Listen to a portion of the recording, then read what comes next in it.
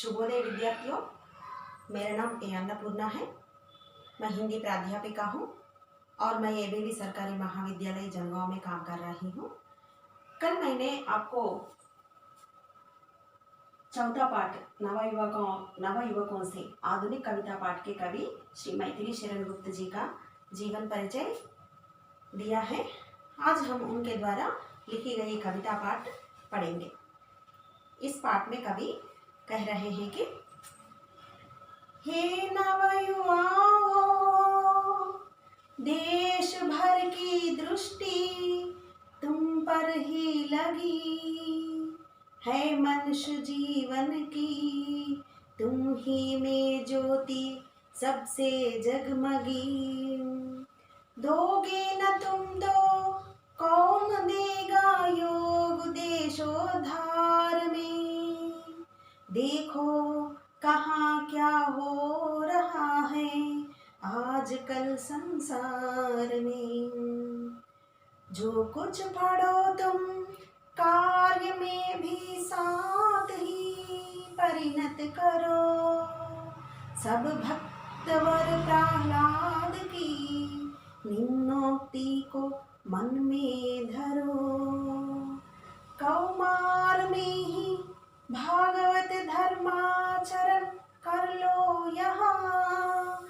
नर जन्म दुर्लभ और वह भी अधिक रहता है कहाँ। दो पथ असंयम और संयम है तुम्हें अब सब कहीं। पहला अशुभ है दूसरा शुभ है, इसे भूलो नहीं। पर मन प्रथम की ओर ही तुमको झुकाएगा भी। यदि तुम न संभलोगे अभी तो फिर न संभलोगे कभी। इस प्रकार श्री मैथिली शरण गुप्त जी अपनी कविता के माध्यम से उस समय मतलब विवेद युग का समय में नवयुवाओं को संदेश दिए हैं। अब हम इसका भावार्थ देखेंगे।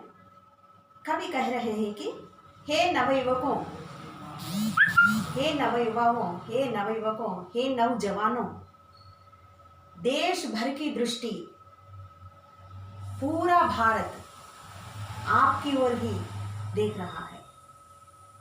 उन सबकी, देश में जितनी भी जनता है, सबकी दृष्टि आप पर ही है, तुम पर ही लगी हुई है। क्योंकि है मनुष्य जीवन की तुम ही में ज्योति सबसे जगमगी। क्योंकि यही उम्र है कुछ करने की। देश के लिए हो, परिवार के लिए हो या समाज के लिए हो, कुछ करके दिखलाने की उम्र तो यही है। आप ही कर सकते हैं क्योंकि आपका मन में वह उत्साह रहता है और आपका शरीर भी आपको सहयोग देता है। लेकिन छोटे बच्चे और वयोवृद्ध, उनके मन में कांक्षा होते हुए भी उनका शरीर उन्हें सहयोग नहीं देता है, इसलिए वह कुछ भी नहीं कर सकते, चाह कर भी कुछ भी नहीं कर सकते वो लोग। लेकिन आप हो, आपका शरीर तो ताकतवर है। इस समय आपका मन भी उत्साह से पूर्ण रहता है, इसलिए आपको यही ठीक समय है देश के लिए कुछ करने के। अरे दोगे न तुम तो कौन देगा योग देशोद्धार में। आप में इतनी क्षमता रखकर भी आप देश के लिए कुछ नहीं करोगे तो कौन करेंगे। आप भारतवासी हो, आप भारत में जन्म लिए हुए हो, लेकिन आप हमारे देश के पूरे बाधाओं को देखते हुए, हमारे देश के जनता के परेशानियों को देखते हुए भारत माता की आज़ादी के लिए कुछ भी नहीं करोगे। देश का उद्धार करने के लिए आप कुछ भी सहयोग नहीं दोगे तो कौन देंगे?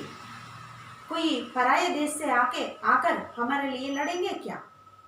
नहीं, आपको ही करना है।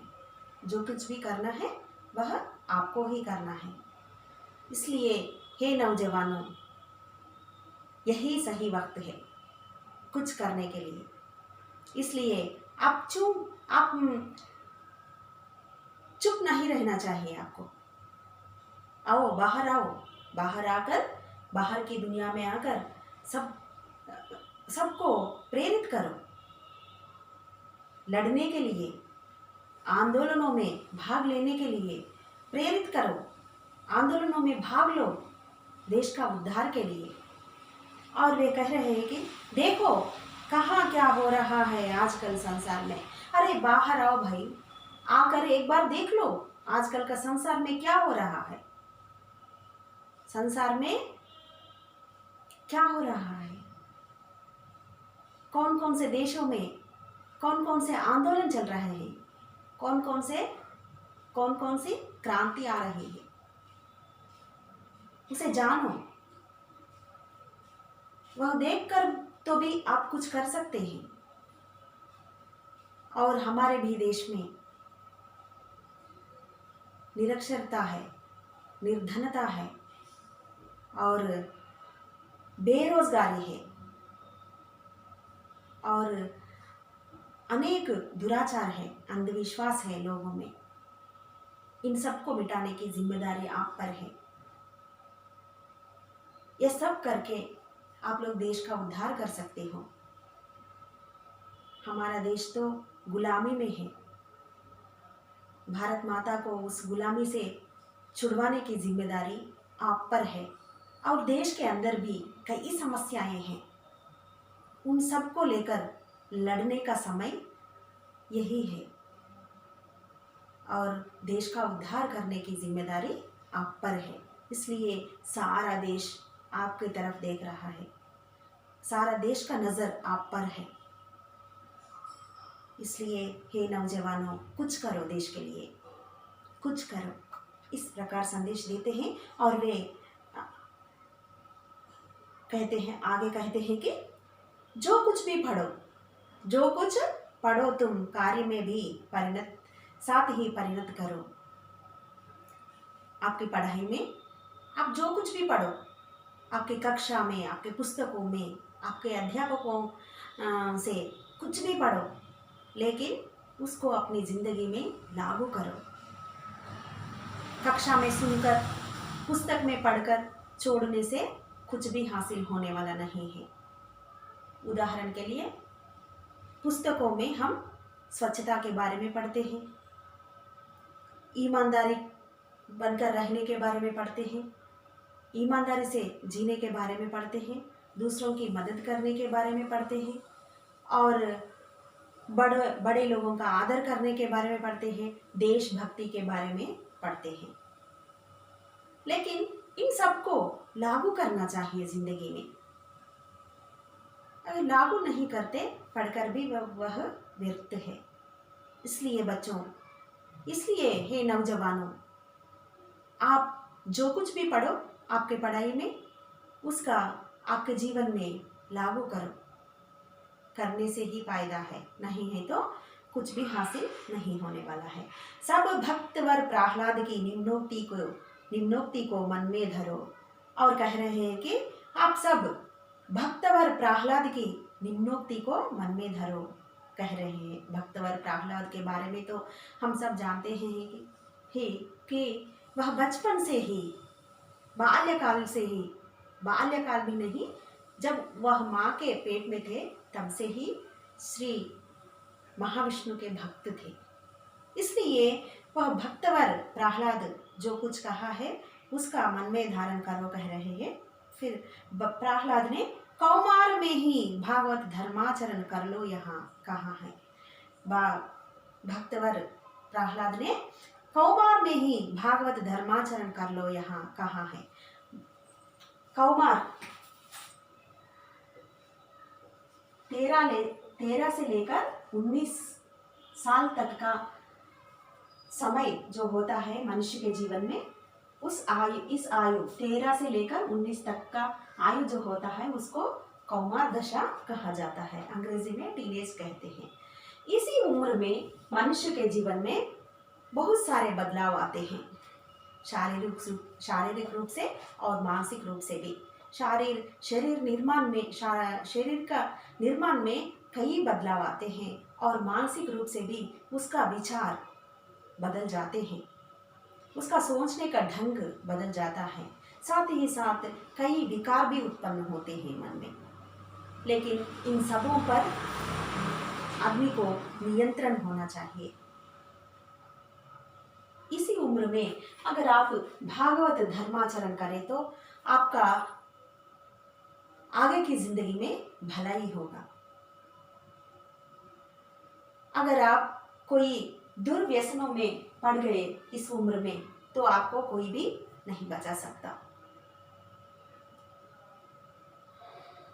इस उम्र में अगर आप धर्म का आचरण करें तो भगवान के प्रति भक्ति रखकर आगे बढ़े तो, बड़ों के प्रति आदर से आगे बढ़े तो, देशभक्ति भाव अपने मन में रखे तो आपकी ज़िंदगी अच्छा बन जाएगा। अगर नहीं है, आप कोई दुर्व्यसनों में फंस गए तो आपकी ज़िंदगी तो बुरी तरह नष्ट हो जाएगा। और वे कह रहे हैं कि नर जन्म दुर्लभ और वह भी अधिक रहता है कहाँ। हाँ, इसलिए इस पंक्ति को लेकर हम और एक बार कबीरदास का दोहे की याद आ रहा है कि उन्होंने भी क्या कहा, दुर्लभ मानुष जन्म है देह न बारंबार। दुर्लभ है, इस नर जन्म मिलना दुर्लभ है, बहुत कठिन है। इस मानव देह का मिलना बहुत कठिन है। अगर मिल गया है, इसे हम अच्छे कामों के लिए उपयोग करना है। और कवि कह रहे हैं कि यहाँ पर वह भी अधिक रहता है कहाँ। अरे, मानव जन्म तो मिला है हमें बहुत दुर्लभ से, और ऊपर से वो अधिक रहता भी नहीं। थोड़े दिन की तो जिंदगी है, 4 दिन की जिंदगी है हमारी। ये कब खत्म होगा ये तो हमें नहीं पता। हमारी आयु कितनी है यह भी नहीं पता हमें। चाहे देश का प्रधानी हो या अध्यक्ष हो, कोई राजनीतिक, कोई अर्थशास्त्री, कोई उद्योगपति, कोई धनवान आदमी, इन्हें भी नहीं पता कि उनका आयु कहाँ तक है, कब तक है। इसलिए हमारे पास जितना भी समय है, जितना भी वक्त है, उसका सदुपयोग करना चाहिए। परिवार की भलाई के लिए, समाज की भलाई के लिए, देश की भलाई के लिए हमारे समय को उपयोग करना चाहिए। हमारे समय का इस्तेमाल करना चाहिए। इसलिए अगर हम ऐसा नहीं करके कोई दुर्व्यसनों में फंस गए, कोई बुरे कामों में लग गए, तो इस जिंदगी का इतना दुर्लभ से मिला हुआ इस जीवन का क्या फायदा? इस मानव जन्म का क्या फायदा? फायदा तो नहीं है, ऊपर से बहुत नुकसान होगा। हमारे परिवार का भी, समाज का भी और देश का भी बहुत सारा नुकसान होगा। लेकिन ऐसा नहीं करना चाहिए। हमारा यह जीवन तो बहुत दुर्लभ से, बहुत कठिन रूप से मिला हुआ है। इसलिए इसका जहाँ तक संभव है वहाँ तक हम अच्छे कामों के लिए, समाज की भलाई के लिए इसका उपयोग करना चाहिए। और आगे देखेंगे, 2 पथ असंयम और संयम। आपके सामने 2 पथ हैं, 2 रास्ते हैं, एक है असंयम और एक है संयम। संयम का मतलब है कंट्रोल करना। आदमी में अनेक इमोशंस होते हैं, संवेग होते हैं, इमोशंस होते हैं, उन्हें कंट्रोल कर लेना चाहिए। हमें कभी कभी दुख होता है, हंसी आती है, रोना आता है, तरह तरह के आवेग संवेग होते हैं मनुष्य में, लेकिन उन पर नियंत्रण भी होना चाहिए। जो नियंत्रण करने की बात को संयम कहते हैं और नियंत्रण ना रहने की बात को असंयम कहते हैं। यहाँ पर भी कवि आपके सामने दो पथ हैं, दो रास्ते हैं, वह असंयम और संयम है तुम्हें अब सब कहीं। आपके सामने दो रास्ते हैं, दो पथ है, एक है असंयम और दूसरा संयम है। पहला अशुभ है, असंयम जो है वो बहुत अशुभ है। अगर हमारे इमोशंस पर हम कंट्रोल नहीं कर पाते, वो तो उससे बहुत अशुभ होता है, बहुत नष्ट पहुंचता है। सिर्फ एक आदमी को ही नहीं, सबको, परिवार को और समाज को और देश को भी नुकसान पहुंचता है। अगर एक व्यक्ति अपने गुस्से पर नियंत्रण नहीं कर सके, कर सकने के कारण दूसरों को पीटा जाकर, जब क्या होगा, वो लोग थाने में जाएंगे, केस बनवाएंगे, इससे तो नष्ट होगा ही। कभी कभी दूसरों को मारता है भी, तब तो और भी नष्ट होगा। गुस्से में आकर भला बुरा कहता है दूसरों को, उससे भी नष्ट ही होता है। लेकिन ऐसा नहीं करना चाहिए, असंयम की ओर कभी भी नहीं जाना चाहिए।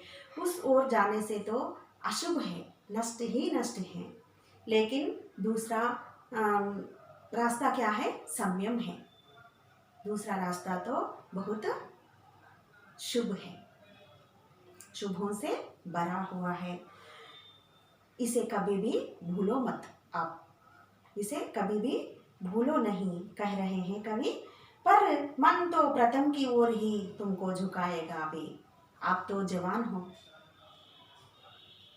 आपका खून तो गर्म रहता है, आपका खून तो जल्दी खौलता है, इसलिए आपका मन तो पहला का ओर ही झुकाएगा अभी आप लोगों को। लेकिन ऐसा कभी भी नहीं करना। जो भी काम करने से पहले एक से बढ़कर अधिक बार सोचना चाहिए। एक से बढ़कर अधिक बार सोचकर समझकर काम करना चाहिए। मैं ये काम करने जा रहा हूँ, इसका नतीजा क्या होगा, इसका फल क्या होगा, इस प्रकार सोच समझकर आपसे अनुभवी व्यक्तियों से सुझाव लेकर आप लोग आगे बढ़ना चाहिए। ऐसा करने से आपका शुभ होगा। इस प्रकार कह रहे हैं कवि जी। यदि तुम न संभलोगे अभी, तो फिर न संभलोगे कभी। अगर आप इस कौमार दशा में, इस जवानी उम्र में नहीं संभलोगे, तो आगे की जिंदगी में कभी न संभलोगे। आपकी जिंदगी कभी भी सीधी रास्ते पर नहीं चलेगा। कई मुश्किलों का सामना करना पड़ेगा। अगर आप शीघ्रता दिखाए, अगर आप जल्दीपन दिखाए, असंयम की ओर झुके, तो आपकी ज़िंदगी बहुत मुश्किलों का सामना करने पड़ेगा आपको।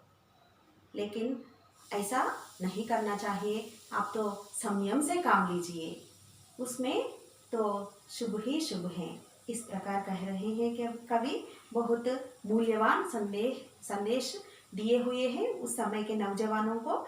इस कविता का संदेश को उस समय के नौजवान ही नहीं, आज का समय के नौजवान भी अपना सकते हैं और अनुसरण कर सकते हैं। हम सब भी अपना सकते हैं और अनुसरण कर सकते हैं। बच्चों, बहुत मूल्यवान संदेश दिए हुए हैं श्री मैथिली शरण गुप्त जी ने। इसे आप लोग घर पर भी और एक बार दोहराइए।